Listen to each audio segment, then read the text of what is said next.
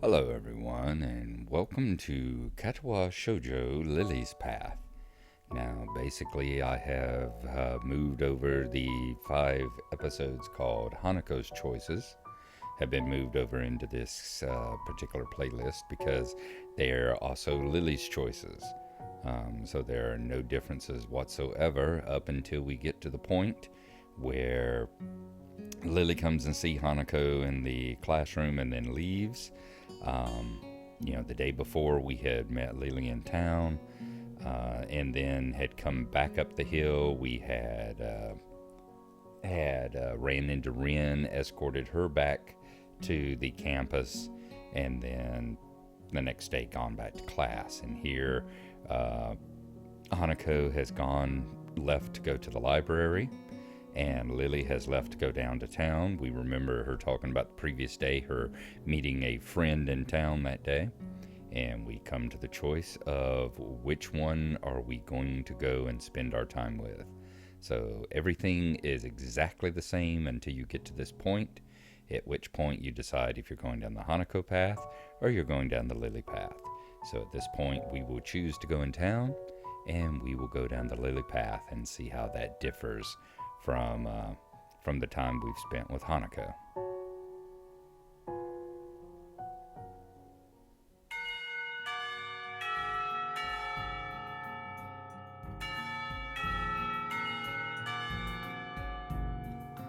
The clock on the wall slowly ticks the remaining class time away until finally the bells cry out, ending the torment. Before you all leave, I expect the answers for those problems by Monday, Muto says. The class size is one, instantly regretting slacking off, but still acutely aware of the more pressing issues at hand. The classroom empties in a blink as everyone rushes to their last-minute festival preparations. I stay behind and try to quickly finish the question so I don't have to bother with it over the rest of the weekend, with the festival and all tomorrow. Apart from me, Hanako is the only one left, obviously waiting for Lily. It's weird that Lily comes all the way to our classroom to pick her up. I expect that moving around is at least nominally harder for her than it is for Hanako. But it's none of my business, and I naturally don't ask about it from Hanako. Despite the relative proximity of our seats, neither tries to strike up a conversation about that or anything else either, so an oppressive silence falls upon the classroom. Time passes in silence. It's probably just 15 minutes or so, but it feels longer. I turn pages of my notebook. Hanako turns pages of the novel she's reading. My pencil edge splinters against the paper just when I was about to finish a paragraph. The sounds of my irritated sigh and subsequent fumbling around for a sharpener feel like they're breaking the mood in the classroom. Hanako keeps her eyes firmly away from my direction. Before long, Lily's tall figure appears in the doorway. "Hanako," she says. Her name is all it takes to make Hanako jump up from her desk and run to Lily. They talk quietly for a moment, but it isn't long before Lily leaves down the hall and Hanako idles back into the classroom, taking her seat once again. I watch Hanako out of the corner of my eye out of sheer curiosity at the idea that the two would be separated. For a couple of minutes, she does nothing but sit with her chin in her hand, staring at the desk dejectedly. The boredom evidently becomes too much for her, her slender frame reaching into her bag and pulling out a small book. Come to think of it, that isn't the one I saw her reading at the library. She must be quite a fast reader to get through them at this rate. But why would Lily leave her to her own devices? It seems to be quite out of the ordinary going by Hanako's reaction. Ah, that's right. I think Lily mentioned something about going into town today before Rin bumped into us. The thought of that walk makes me look outside. The bright sun and a occasional people wandering around and enjoying the afternoon makes me yearn to get out of the school, or at least do something other than sit here. Giving in to one of my worst vices, procrastination, I decide that history is a subject best studied on a Sunday, or a Monday, or any day other than this one. I give a grunt as I lever myself out of my seat, briefly debating with myself whether or not to hang out with Kenji. He doesn't strike me as the enjoying the nice weather outside with others kind of person, really. I guess I'll catch up with him later. Changing tacks, I briefly entertained the idea of talking with Hanako, but by the time I look at her seat, it's vacant. She must have left for the library. There's got to be something to do that can kill the time. Following Hanako to the library seems a bit intrusive. There was a reason she left the classroom, after all. And that aside, I do want to catch up with Lilly. At the very least, I'd like to thank her for looking out for me despite her other obviously taxing duties. I guess I'll walk around town. With any luck, I should be able to find Lilly. The exercise will do me some good as well. Walking through the school courtyard to the gate, I give a small nod to a couple of passing classmates, the gesture being returned in kind. Even from here, the shouts of the sports club members can be heard. From the sheer volume of the din, the track must be packed right now. I remember what Lilly said yesterday about being dropped right into the middle of a busy time for the school. While I'm trying to get my bearings and catch up on study that I've missed, everyone else is doing normal school activities. The feeling of being a foreigner still hasn't dissipated. At least, not yet. Well, I guess not everything's bad. This is a private school, and that much is easily noticed when walking around outside. Not only are the school grounds huge, but the buildings themselves are immaculate and quite divorced from the dime a dozen concrete blocks of public schools. There's also the fact that there's a much stronger feeling of community here, or at least a friendlier atmosphere. At my old school, it was generally accepted that people would keep to their little clique and be done with it. Eventually, I reached the gate and began to walk down into the road and into town. Well, that was fairly productive. Having seen a fair portion of the town, even including the houses perched on the hills around the outskirts, I decided to take a walk around the park before heading back. Living in the city all my life, the total lack of smartly dressed businessmen and fashionably dressed girls strikes me as incredibly unusual. All that's to be seen are the odd elderly person shuffling along the sidewalk and assorted busily chatting pairs of middle-aged women outside of small storefronts. Walking along the road to the park quickly distracts me from them, though, making me realize that I perhaps pushed myself further than I should have done to see as much as I could. As my breath begins to wheeze and my chest tightens more and more, I give up on the prospect of soldiering on. After a quick glance around the park as I enter, I take a seat on a wobbly old bench that I notice near a couple of vending machines. For minutes on end, I sit with my head bent over, forcing myself to take deep breaths. I feel more like an old man than a teenager who should be in the prime of his life. The stay in the hospital, the surgery, and the medications must be taking their toll on me. Damn it. Eventually, my breathing returns to normal and the muscles in my chest loosen, not without a fair measure of relief. I guess this means the end of my little sojourn, though, in any case. There's a cafe on the far corner, so I'll stop by to quench my thirst before heading back. A little bell above the door signals my arrival to an empty counter. For a few moments I stand there waiting, my eyes every now and again drifting from one end of the counter to the other, searching for a service bell. Eventually a door some ways behind the counter opens, the person emerging from it taking me by complete surprise. Yeah, Yuko? Hi, I had no idea you worked here. I really have no idea how to address her either, given that she is technically school staff as well as, apparently, a waitress. Yes, She quickly paces up to the counter before flinging her upper half downwards in an overacted bow. Welcome to the Shanghai. May I take your order? Straight down to business, I see. I don't know. Well, some coffee, please?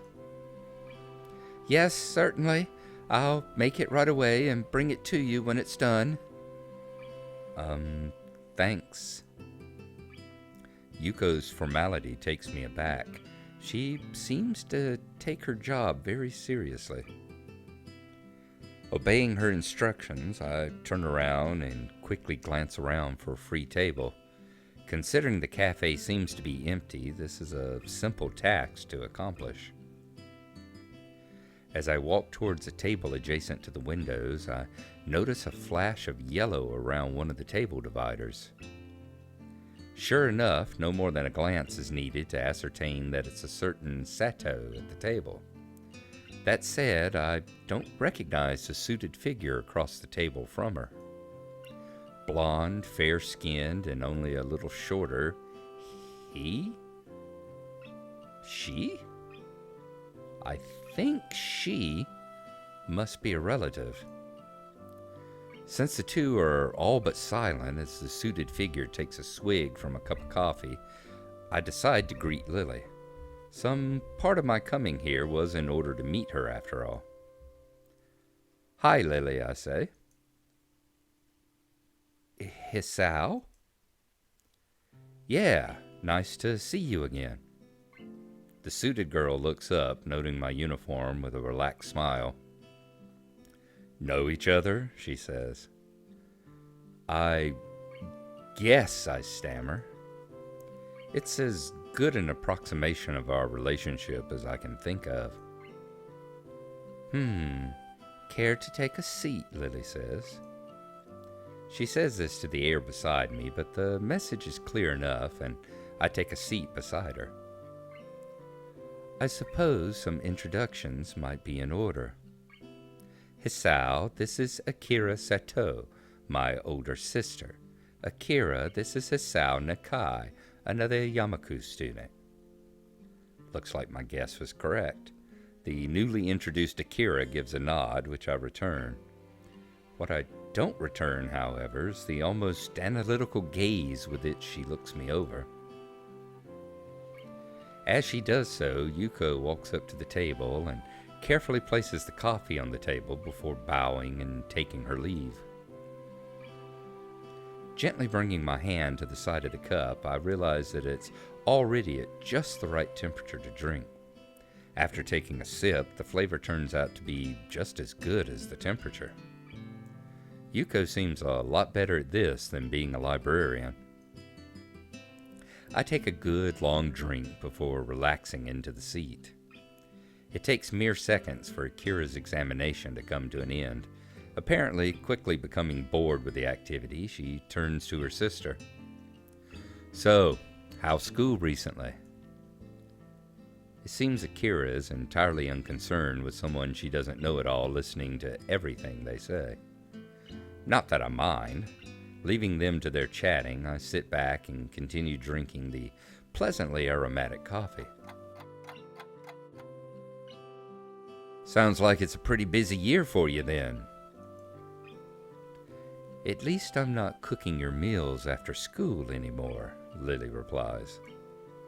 As they talk, I slowly realize that I'm entirely unable to gauge Lily's emotions through her eyes, as I would for any other person. It becomes slightly unsettling as I subconsciously focus on that fact. Whoa, so cold, Akira says. Weren't you just cooking for yourself anyway? I only ever got leftovers. That's not the point. Are you managing to feed yourself at least? I can cook without blowing myself up, you know. Mostly. That's... Akira laughs. It's fine, it's fine. I needed to learn sometime anyway. Lilly? Yuko interrupts. Everyone present is momentarily distracted by her as she places a cup of tea on the table for Lilly. Taking the moment to glance at her watch, Akira levers herself off her seat and gives me a quick nod. Well, I better be off. It was nice talking to you, Lilly. Akira, do you have to? Lilly looks genuinely mournful at her sister suddenly leaving. It does seem like she might have the wrong idea. Sorry, I need to get back to work, she says. They'll be on my neck again if I don't make it back quickly. So informal, Akira's trim and tidy appearance would give anyone the wrong impression of her. Bye, Akira, Lilly says. Come on, don't look so down. I'll be around again soon. Sees ya. With that, she waltzes out of the Shanghai with her hand held high. Lilly still looks pretty depressed, so I try to make some small talk in an effort to take her mind off it. She seems nice, I say. We used to live together, but now that I live at school, we hardly ever see each other. Despite Lilly having been quite affable, I still don't really know much about her. In hindsight, it's surprising just how much she's extracted from me, really. You used to live together, I say. Was it somewhere around here? It was pretty far south, so the trip to Yamaku was fairly long. With her working hours getting longer and Yamaku being so far away, there was little choice in the inn but to move into the dormitories. Well, that explains the chatter about cooking. Evidently regaining her composure, she livens back up, at least in part. I take it you're better rested now? Sorry, I ask. You sound less exhausted than you did when you first came in. To be able to pick out my breathing like that, she must have pretty good ears. Yeah, I ended up walking all over town, despite only planning on taking a short walk down here. Reminded of my thirst from the walk, I lean forward to take a sip. Without further ado, Lilly starts on her cup of strong-smelling tea. I guess I'd better get going back to Yamaku. There's only so long I can stall studying for, and I want to get a good night's sleep before the festival. Standing from my seat, I take the coffee-stained cup from the table. You're leaving? Yeah, I tell her. You going to head back as well? It's getting kind of late. For a moment she pauses before lifting her face over her teacup as if she was looking at me. Yuko, could we have one more coffee, please? Lilly says. Okay, I'll bring it right away. That's not subtle, I tell her. She gives a short giggle at my frank assessment of her maneuver. It's surprisingly childish and carefree, giving her otherwise collected appearance. In the end, though, I have little reason to refuse. To be honest, I can hardly say no, all things considered. Giving a manufactured sigh, I take a seat opposite her. Wanting company, then, I ask. I'd say that it's more that I was wondering. I see she's in questioning mode again. She does seem to be unusually interested in me, or at least curious. "Do you have any siblings?" Lily says. Not exactly an unexpected tangent. I answer her, "No, only child. To be honest, the idea of having someone that close makes me a bit envious." "Interesting." I raise an eyebrow, which of course goes unseen. The short silence communicates the question well enough. "It's just that others have said the same thing before. It's a difficult subject to try and think about objectively, given that I've always had someone like that. I can mostly understand what Lily means, given that it would be hard to place oneself out of a situation they'd been in all their life. She and her sister must have a pretty close relationship. Taking pains to interrupt us as little as possible, Yuko dutifully comes over and places a cup on the table. Lily thanks her as I sit back, taking in this vexing girl in front of me. Despite always seeming to be on her guard and in control of herself when talking to others, she has an almost childlike curiosity about other people. That said, those rare moments she seems to slightly lower her guard are the most insightful into how she thinks. Reaching forward my drink, I realize something I probably should have noticed earlier. I think I'm starting to become kind of curious about her. Despite making a good pace, it's already nightfall by the time I reach the large iron gates in front of the school. While it's nice to have plenty of time to wander around by virtue of living right next to the school, I can't help but get the feeling that very few students actually take the opportunity.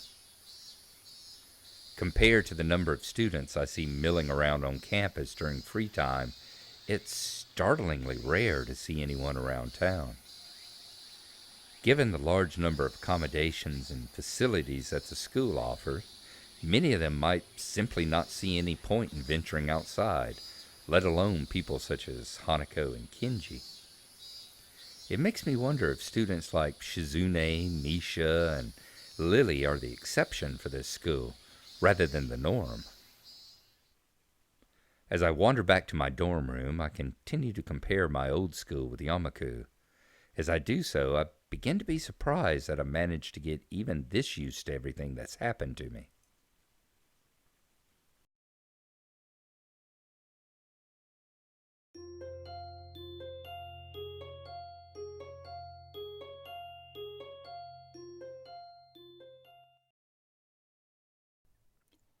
So we start Lily's path with a trip down to town to end up at the Shanghai. It's interesting how in every different version of the story, every path that we go down, we end up at the Shanghai in a different way. The first time with Misha and Shizune, of course, they shanghaied us and took us down there as part of their join the student council business. In Hanako's um path, we end up down here having been led down here by Hanako and Lily. And this time we just happen to be wandering down here and at the park and see the cafe on the corner and decide we're going to stop in of our own volition. And every time we get to meet Yuko and find out that she's the waitress here as well as being the librarian. So that's an introduction that gets made every time. We also get to meet Akira much earlier than we meet her in the Hanako path. Remember, in Hanako, we don't meet Akira until we actually get to Hanako's birthday, which is a month and a half down the road from here. Here, we run into her quite early in the whole situation and get to make her acquaintance. Once Akira leaves, we sit and talk to Lily for a little while and get up to leave, at which point Lily mischievously orders us another cup of coffee so that we have to sit and continue giving her company. Brings up a couple of things in mind. Number one being that Maybe she has a little bit of an interest in us, just as we seem to be developing a little bit of an interest in her, as Hisao says. And the other part being maybe, hearing about her the little background she goes into about how she and Akira used to live together and how disappointed and sad she seemed to be when Akira had to leave. That perhaps Lily is one of the lonely people of Yamaku as well. Maybe she longs for company and for companionship, just like anyone else does. So there you go. Tomorrow the festival dawns, and we will see what changes or differences happen then.